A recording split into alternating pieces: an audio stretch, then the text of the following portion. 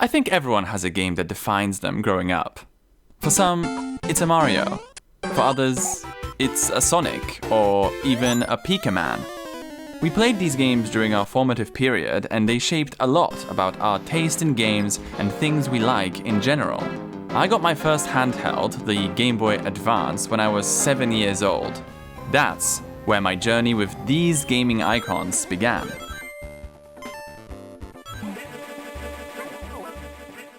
But there was one before.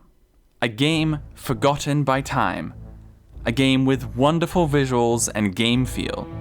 With lush music, sound effects, and secrets to find around every corner. It set my imagination ablaze when I was 5 years old. But above else, the game taught me a valuable life lesson. It taught me to get good, dingus.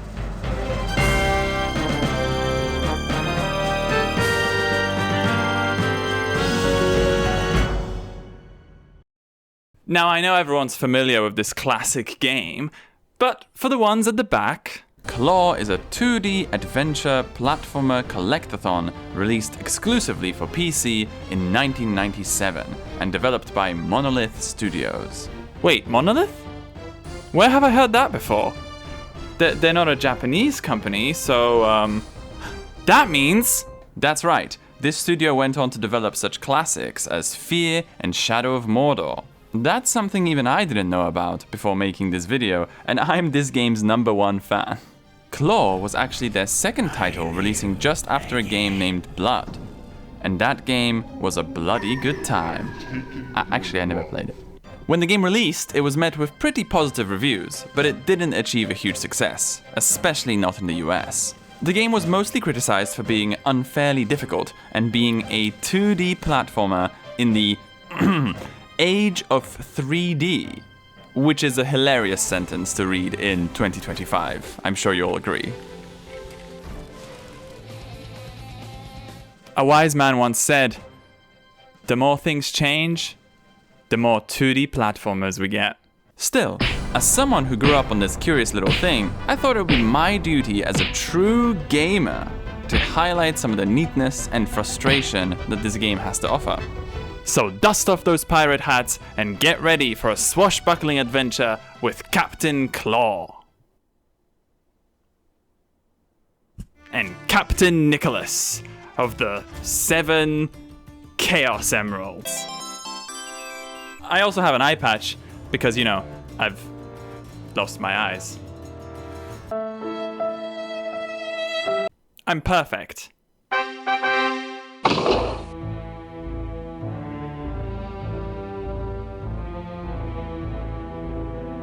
Let's start at the beginning. As any good pirate story would, this one begins with the capture of our titular hero, Captain Nathaniel J. Claw. We get to witness this event with a fully animated cutscene, which are sprinkled throughout the game, especially after bosses and between the acts. These cutscenes are very charming stylistically, blending a lot of hand-drawn and 3D animation, which definitely gives it an of-its-time look. But I can't help but grin seeing the little touches of personality the animators added here and there, especially when it comes to our main man, Captain Claw himself. Still, the audio quality and video fidelity do leave a bit to be desired. I'm sorry, but I must inform you that your ship is lost and your crew was left at them are, how I should say this, indisposed. I would especially love to hear these voices remastered and remixed someday. By the way, what a sick-ass pirate name, Captain Nathaniel J. Claw. When I was a kid, hearing the name alone made me want to grab a toy sword and start plundering. This eye patch is really uncomfortable. Arr, I be cured! While in a jail cell awaiting execution, Claw finds an old letter left by a previous inmate. What's this? I wonder how long this has been here. Who details that the legendary Amulet of 9 Lives is in fact a reality, and he was on a quest to find it for himself. The letter states that whoever finds all the magical gems of the amulet will be granted immortality and tremendous power. An amulet of 9 lives would be a great find for any pirate legend, so naturally, Claw decides it's a better use of his time than being executed and promptly escapes, setting off on his grand adventure. Now I want to highlight just how much the devs were clearly having a blast with this concept.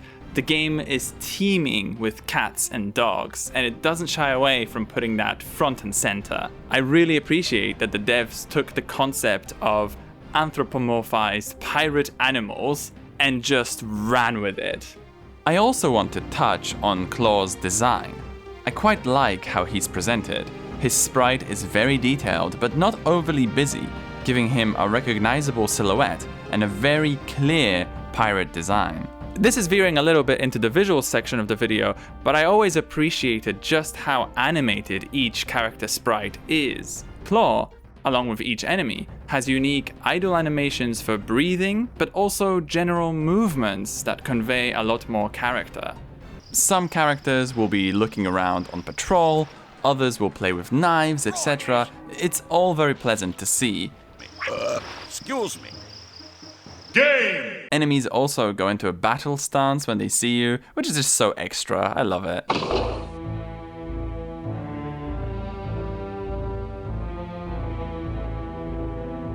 Back on track, the first level is the prison, and here we get our first taste of the gameplay and structure of Claw. Each area is broken down into 2 acts, Sonic the Hedgehog type thing, with a boss waiting at the end of Act 2. I call them acts because they can be paired together based on location and theme.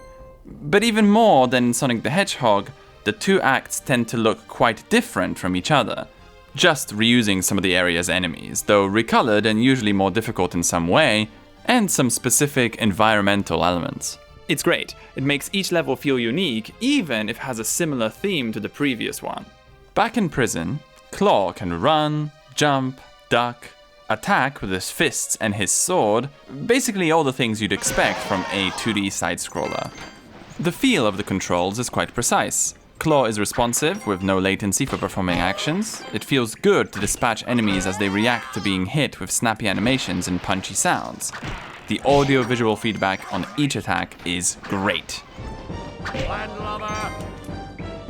Alongside your sword and fists, Claw has access to 3 projectile attacks which you can cycle through on the UI.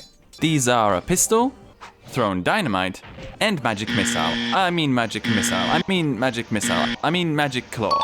Dispatching enemies from a distance proves to be very useful, especially in the more platforming heavy sections. So these additional attacks are very well implemented, however, they are finite. So you'll have to find bags of ammo or magic orbs hidden around the levels to replenish your projectiles. Because these projectiles are so useful, running out of them makes you go ooh, but conversely, finding more of them makes you go wee. Thus, management of your resources becomes a pretty important part of the game.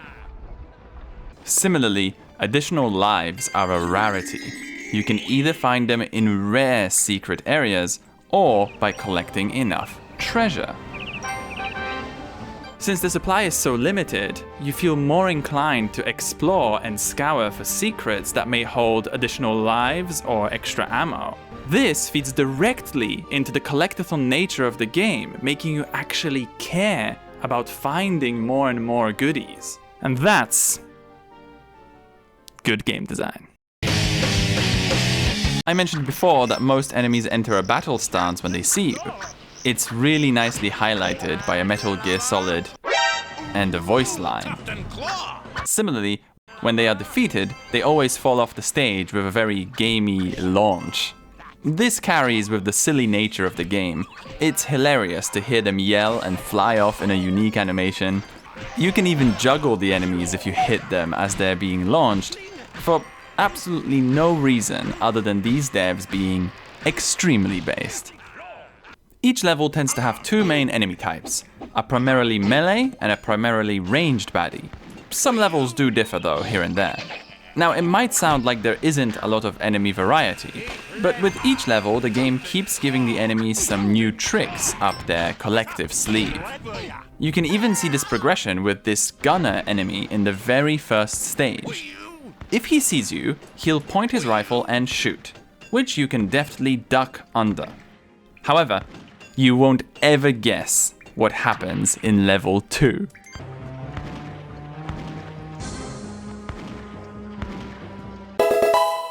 What a ducking badass. Arr. On top of that, there are various smaller enemies like mice that throw bombs, lizards, or the dreaded seagull. And yes, the seagulls are just as much a nuisance in the game as they are in real life. Who would have guessed it?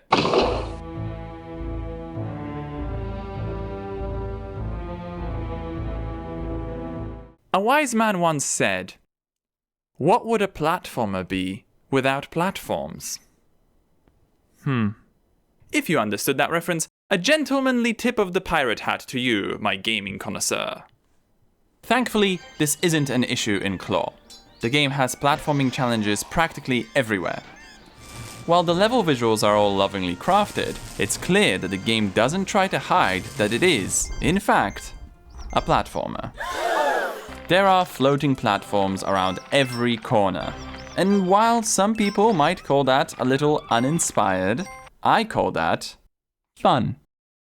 If you can accept the floating platforms everywhere, you'll have a great time navigating a wide variety of challenges that will definitely test your skills.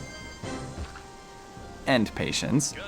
There's a lot of creativity on display when it comes to how these challenges are laid out. You'll have to react quite quickly and time your jumps well in order to reach some of the best treasure or secrets. Scattered throughout the game are additional power-ups you can find that are timed, such as these gold and pink mice. They increase your jump height, which is useful for general traversal, but in many cases they're required in order to access secret areas. It reminds me a little of Rayman 3, which also had timed power-ups you could use to find secrets. Every time you encounter one of those mouse power-ups, you start suspecting that there might be secret areas nearby, making you want to explore more and more. It all feeds into that collectathon mindset. And while the jump detection is generally fine, it's far from perfect. There will be moments where you'll miss a platform you'd swear you were gonna land on and just get on it, oh my god! I'm fine, I'm okay. I'm hungry. It is a bit of a complaint, especially since the game loves putting one-time use crumbling platforms and instant death pits in many places. You can see what the critics meant when they said that the game was a little unfairly difficult at times. I think this wouldn't be so much of an issue if the game was more generous with lives, but as I mentioned before, they are quite hard to come by. Thankfully, there are a lot of checkpoints around the levels in the form of these pirate flags. Love it. And one thing I really like is that each level has 2 checkpoints that actually save your game.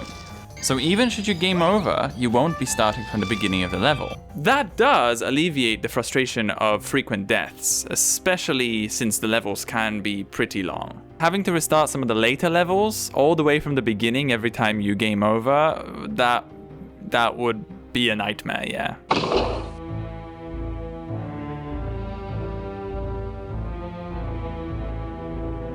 Combat in Claw can provide a bit of a challenge. Not necessarily due to its complexity, but because your HP drains quickly. Bloody birds. As you can see in the top right, you've got an HP number, and the only real way you can regain health is by finding these health potions of various sizes in the levels. Now, on one hand, it's pretty cool that once again you're incentivized to explore and find secrets, as the game will often hide the bigger healing potions in places outside of the main path.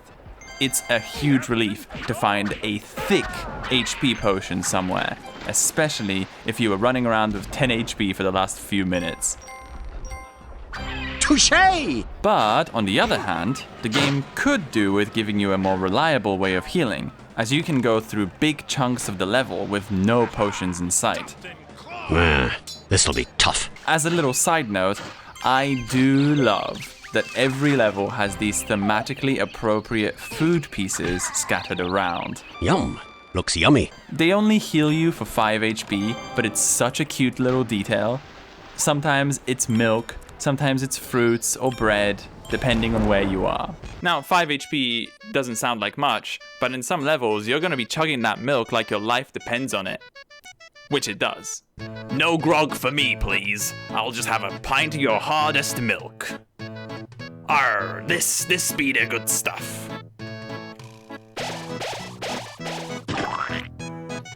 Arr. Honestly, the game could probably do with a slight reduction in the number of enemies. Especially since some enemies are placed in, well, let's just say, slightly inconvenient locations. Now, one thing the game does to help you push through all the enemies is all the timed power-ups that the game gives you. I already mentioned the mice that allow you to jump higher, but there are actually a couple of extra combat-oriented ones too. We're talking about the elemental swords.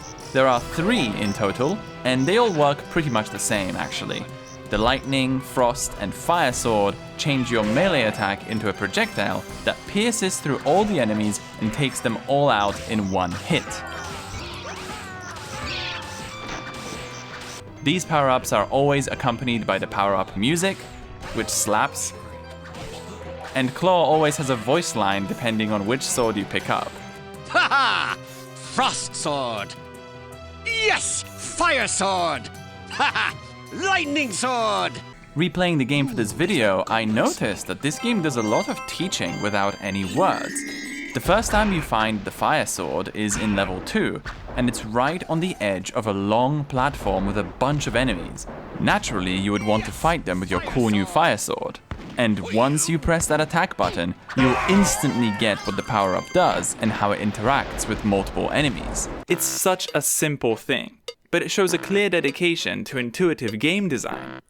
AAA games nowadays would probably have at least 4 pop-ups on the screen telling you that you just picked up a fire sword and that the fire sword is a sword that is on fire. Which, to be fair, I never would have guessed myself. At the end of every Act 2, there is a boss encounter. And let me tell you, these are fine. Ultimately, they're just kind of fine. They're not bad, but they're not good either.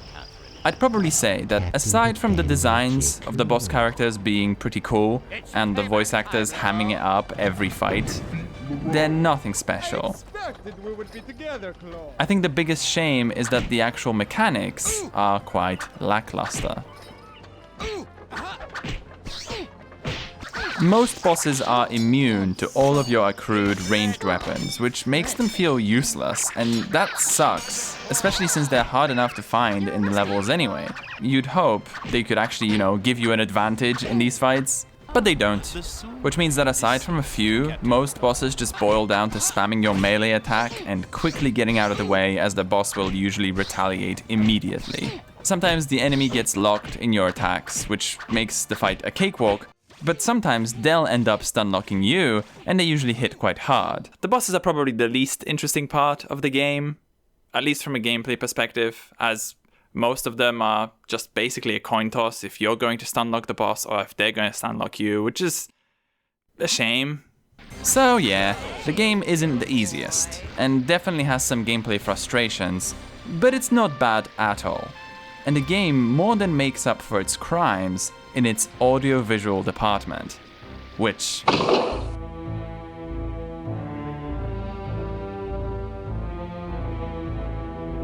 This is where the game goes from scallywag to pirate legend. I didn't have a sword. This is my sword. What do you think about it? What does this do? Whoa. Now, we already talked about the playful nature of every animation on Claw and the enemies, but that was really just scratching the surface. So in this part of the video, let's take a look at everything else that makes this game stand out visually.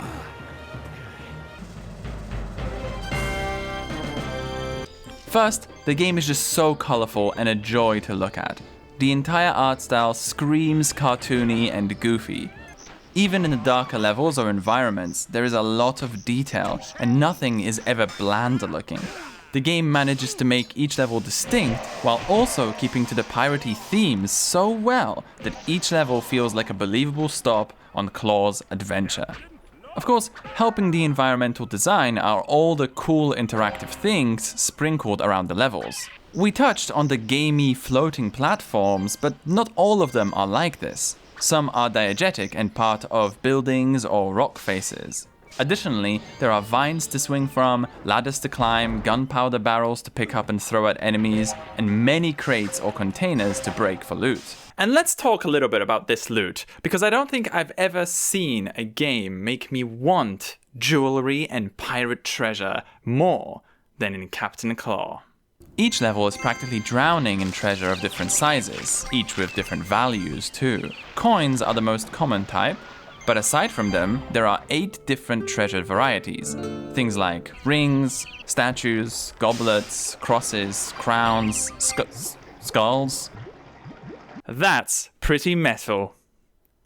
Literally. Literally. It's cool to have various things to collect, and because accruing enough points gives you a life, finding the rarest treasures is always a great feeling. What makes it even better is that aside from the coins, every treasure type is adorned with jewels, which are random colors every time you play. This might just be the Nick brain talking, but I think this is utterly genius for a collectathon. Even though you're collecting the same piece of treasure, each one feels a little bit different because one of them is blue and the other one is green. Yes! Each treasure type also has a different sound effect when you pick it up, which makes my brain have the happy chemicals. A-star. One other thing I want to highlight is the screens between levels.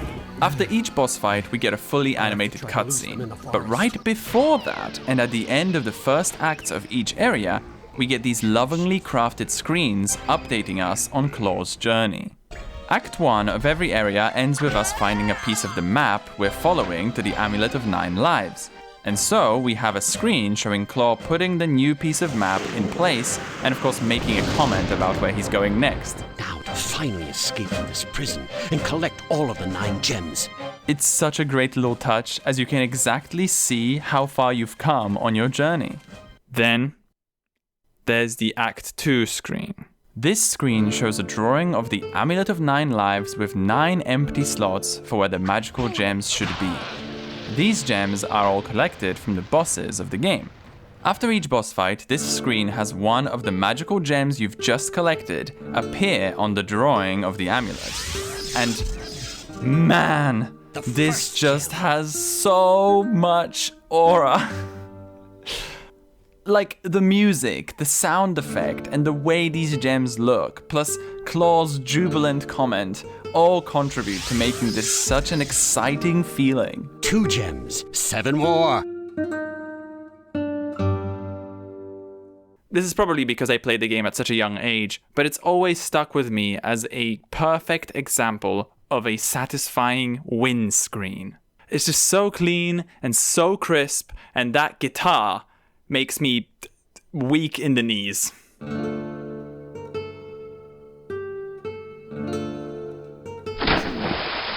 From the audio side too, this game is never silent, in the best possible way. There are sound effects everywhere.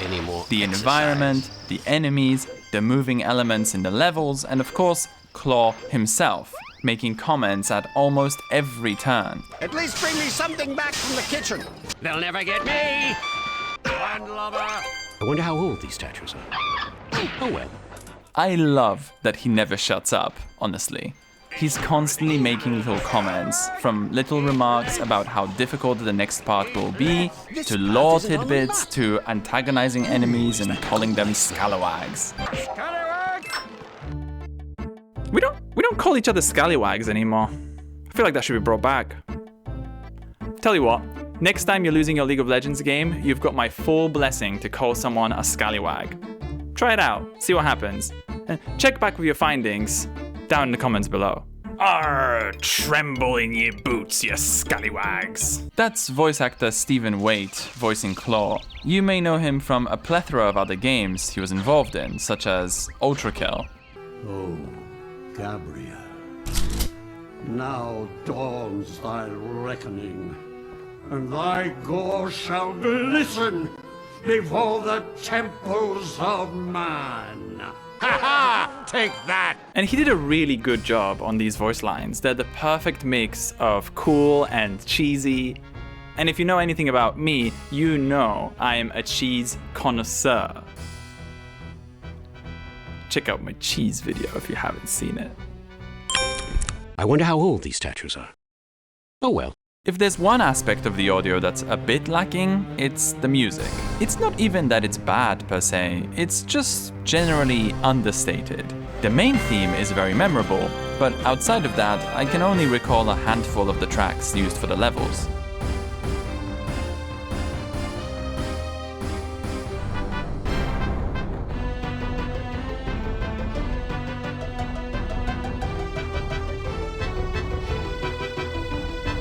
It's not like there are any bad tracks here, they're just a bit forgettable.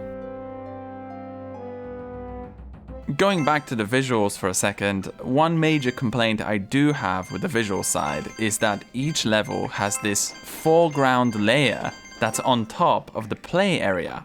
It can be turned off, so I have so far spared you the eye strain, but I'm going to turn it on now to demonstrate what I mean. Are you ready? Whoa! Yeah. This is just bizarre. I can sort of see what they were going for. It makes the 2D level seem a bit more 3D, almost like you're looking into the screen with other bits of the level popping out at you. But this just ends up being a huge nuisance and sometimes actively obstructs your progress by covering the platforms you're aiming for, making it basically a leap of faith. I feel like this was definitely more of a could we rather than a should we situation. And they sure could. Isn't technology amazing? It honestly makes me feel a bit nauseous just looking at it for too long. Thankfully, you can turn it off in the settings, so crisis averted. Phew, that was close. Aside from a few hiccups, the presentation of this game is fantastic. I don't know if the visuals are going to be everyone's cup of tea, but personally I love them. They're just so goofy and colorful, and they perfectly emulate the type of Saturday morning cartoons I would watch as a kid.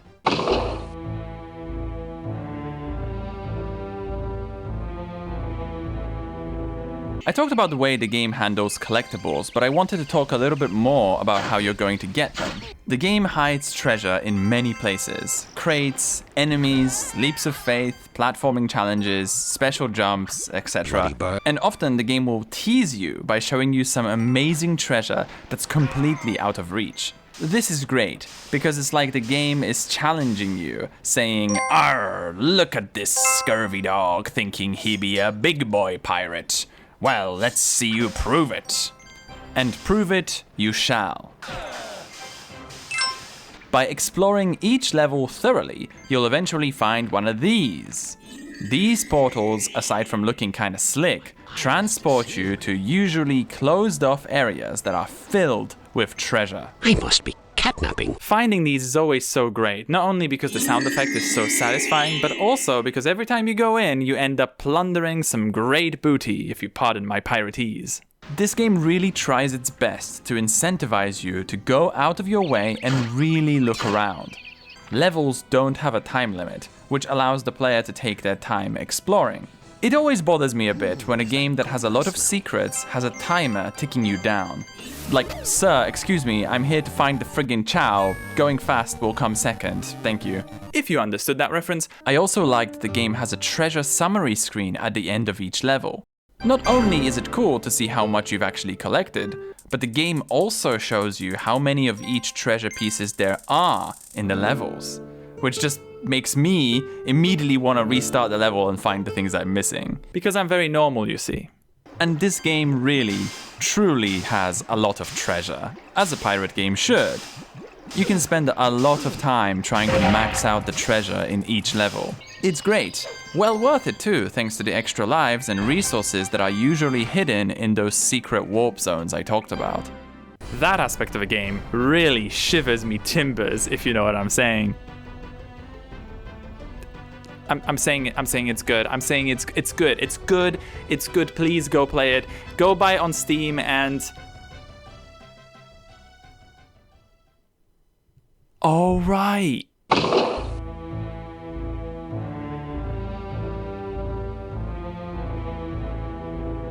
Right, should have probably mentioned earlier. This game is unavailable. Anywhere. Not Steam, not Epic Games, not GOG, nothing. Sorry. Now, you may be wondering, why?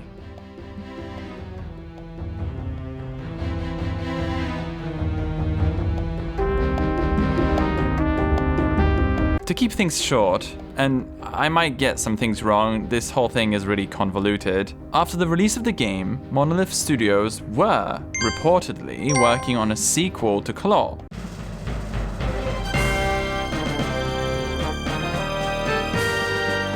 However, for reasons unknown other than character copyright, the studio gave up on making the sequel and passed all of the rights and code to a Polish company of all things called Techland, which you may know for Dying Light and Dead Island, so a pretty prolific studio. But anyway, they reportedly continued working on a 3D sequel to Claw, but finally ended up pivoting the project to a game called Nikita, The Mystery of the Hidden Treasure.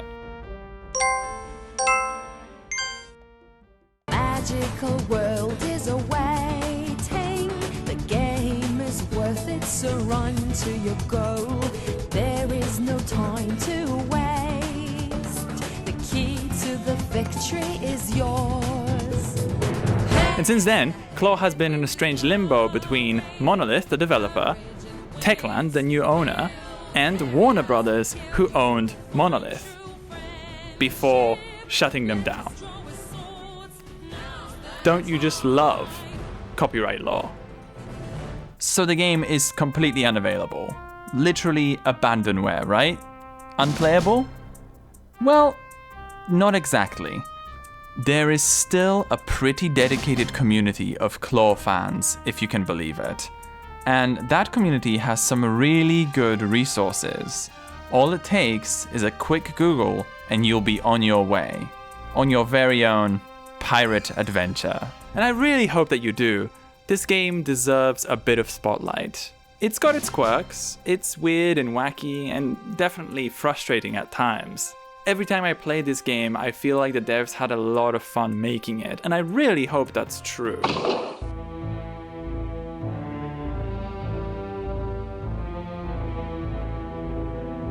A 2D platformer releasing in 1997 on PC exclusively was definitely an interesting move.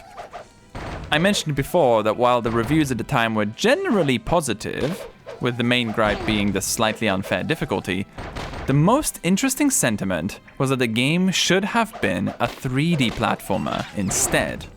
The Australian magazine PC Powerplay questioned who would still be releasing a 2D platformer in the year 1997, commenting that the game would have been a great 3D platformer. They had a point, to be fair. I mean, we haven't had a successful 2D platformer in like... Oh my. Yeah, so of course in 2025 releasing a 2D platformer is a completely normal thing to do. In fact, just in September, we had the release of probably the most anticipated game of the last decade. And guess what genre it was? It rhymes with 3D platformer. Although it's been going strong for about 40 years now, gaming as a medium is still in its early years. And that means a lot of things change rapidly. We've seen it all before, haven't we? If not with a genre, then with a franchise or an individual game. Sometimes a game is hailed as the second coming of Reggie when it releases, And then, after some time, the popular thing becomes to try and find flaws in it and say, actually, it was bad the whole time. And it can happen in reverse, too. A game can be reviled at launch, absolutely hated and despised. But give it a few years and suddenly people will start defending it. First quietly, then more and more outwardly until the public opinion ends up shifting. Think about a game like Final Fantasy XIII. If you were there when it released, you know what happened. You know the public opinion of the game, and you know the impact it had on Japanese RPG developers. But have you noticed that recently more and more people have been outwardly positive about Final Fantasy XIII on the internet? I certainly have, and I can prove it.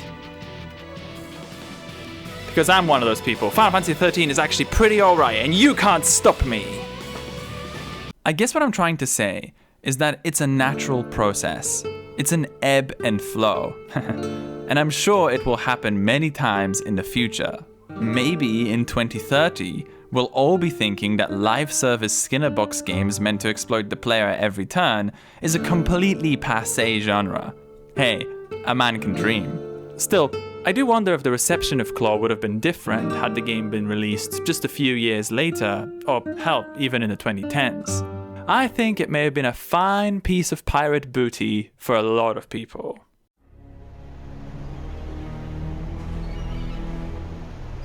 That's really the main reason I wanted to make this video. I think this game needs more eyes on it, flaws and all. After all, what's a treasure without a good map to find it?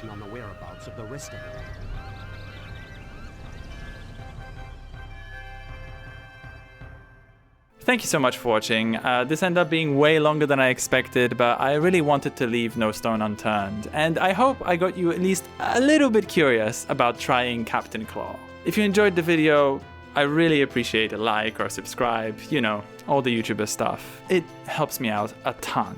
I'd also love to know your favorite obscure game. I think everyone has one, but if you don't, what's your favorite pirate game? Let me know in the comments below. And now I've got to run. You see, I found this ancient treasure map on my travels, and adventure calls. But you know, you've been here the whole time. Why don't we open it up together, huh? Let's take a look. Oh, it's for you.